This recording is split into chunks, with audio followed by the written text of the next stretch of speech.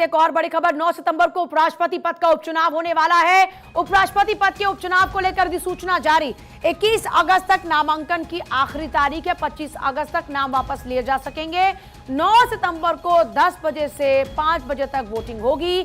9 सितंबर को ही उपराष्ट्रपति चुनाव के नतीजे आएंगे। 9 सितंबर को उपराष्ट्रपति पद का उपचुनाव होगा। उपराष्ट्रपति पद के उपचुनाव को लेकर अधिसूचना जारी। 21 अगस्त तक नामांकन की आखिरी तारीख, 25 अगस्त तक नाम वापस लिए जा सकेंगे। 9 सितंबर को 10 बजे से शाम के 5 बजे तक मतदान। 9 सितंबर को ही उपराष्ट्रपति चुनाव के नतीजे आएंगे। तो 9 सितंबर को उपराष्ट्रपति पद का उपचुनाव होगा। उपराष्ट्रपति पद के उपचुनाव को लेकर अब अधिसूचना जारी हो चुकी है, यानी तारीख क्लियर हो चुकी है, समय क्लियर हो चुका है। 21 अगस्त को नामांकन की आखिरी तारीख है। 25 अगस्त तक नाम वापस लिए जा सकेंगे। 9 सितंबर को होगी वोटिंग। सुबह के 10 से शाम के 5 तक वोटिंग होगी और 9 सितंबर को देश को नया उपराष्ट्रपति मिल जाएगा। उपराष्ट्रपति चुनाव के नतीजे क्योंकि 9 तारीख को ही घोषित हो जाएंगे, तो इसी को लेकर अधिसूचना जारी हो चुकी है। अक्षय मेरे साथ जुड़ चुके हैं। अक्षय, 9 तारीख को क्लियर हो जाएगा देश का अगला उपराष्ट्रपति कौन होगा?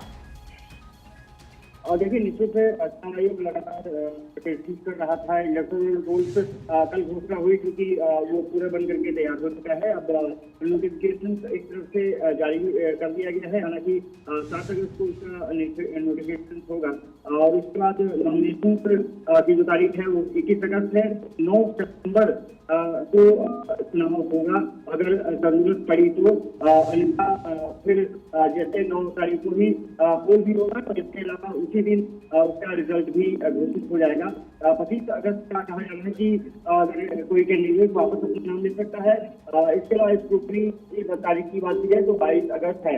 जगदीप धनखड़ के इस्तीफे के बाद अब निश्चित रूप से सभी की नजरें इसी बात पर टिकी हैं कि अगला उपराष्ट्रपति देश का कौन होगा। और इसके लिए कहा जा रहा है कि बीजेपी अपने कैंडिडेट को फाइनल करने में लगी हुई है। तमाम नामों का जिक्र किया जा रहा है। कई बड़े नाम सामने आए हैं जिसमें कि अब सहमति से उसका बजाने का प्रयास किया जा रहा है। दूसरी बात यह है कि कांग्रेस इस बार चुनाव में अपने कैंडिडेट खड़ा कर सकती है। ये भी अब सवाल निकल के सामने आ रहा है। देखना दिलचस्प होगा कि चुनाव क्या एक सर्वसम्मति से होता है या फिर पार्टियां अलग अलग उम्मीदवार यहाँ पर घोषित करती हैं।